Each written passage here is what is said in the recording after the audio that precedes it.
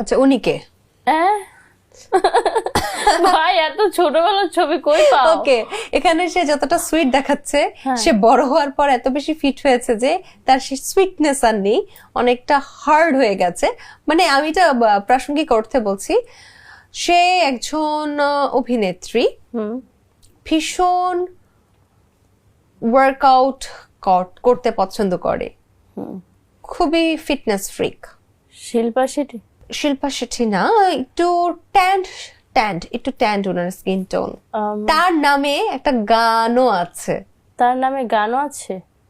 গানটা রিসেন্টলি টিকটকে অনেক ট্রেন্ডিং হচ্ছিল। বিপাশা? শিওর? হ্যাঁ। লক করবো? বিপাশা। আচ্ছা আমি না আসলে আচ্ছা লক। আচ্ছা দেখি কি আছে। কিভাবে পারলাম? তোমাকে রেগুলার সুমাইয়া রিমু লাগছে না। কেমন করলে রেগুলার লাগবে? ধরো আগে তুমি খুব গ্ল্যামারাস ভাবে চলাফেরা করতে, এখন খানিকটা তোমাকে সাদামাটা লাগছে, এমনটা কেন? এখন সাদামাটাই ভালো লাগে। তোমার বয়স বেড়ে যাচ্ছে? না, বয়স বাড়ার জন্য না, বাট থাকে না সবসময় তো গর্জিয়াস পরি, বাট এখন একটু সাদামাটা পরি। আচ্ছা, মানিক কি আসলে ওই মেয়ের দিকে আগে নজর দিয়েছে না ওই মেয়ে মানিককে তার দিকে টেনে নিয়েছে? এইগুলো আমি জানি না, হুট করে হয়তো হয়ে গেছে, বাট আমি কিছু কিছু তুমি ধরা মানে দেখেছি। তোমার কাছে ধরা পড়লো কিভাবে?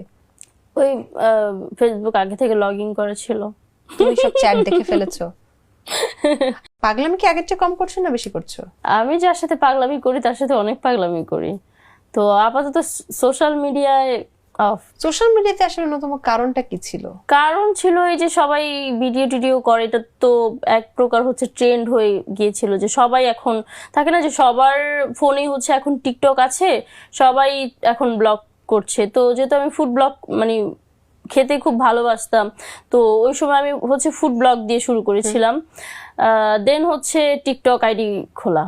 তুমি বলছিলে তুমি মিডিয়া ছেড়ে দিবে আর বাজে পোশাক আশাক পরবে না, তাহলে তুমি এখন যেগুলো পরো সেগুলো কি? সোশ্যাল মিডিয়াতে তো তুমি 2 দিন আগে বেশ খোলামেলা পোশাকে ভিডিও আপলোড দিলে, সেগুলো কি তাহলে?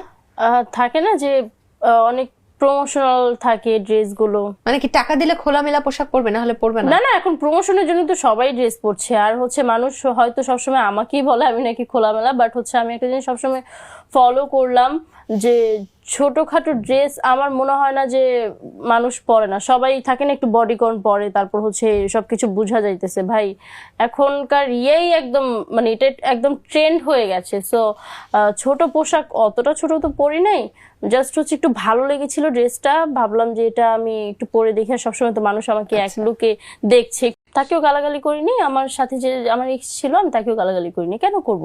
কারণ যেটা আমার কপালে ছিল না, যেটা আল্লাহ আমার কপালে বলনি তাদের দুজন রাখে নাই, আমি তাদেরকে কি বলবো ভাই?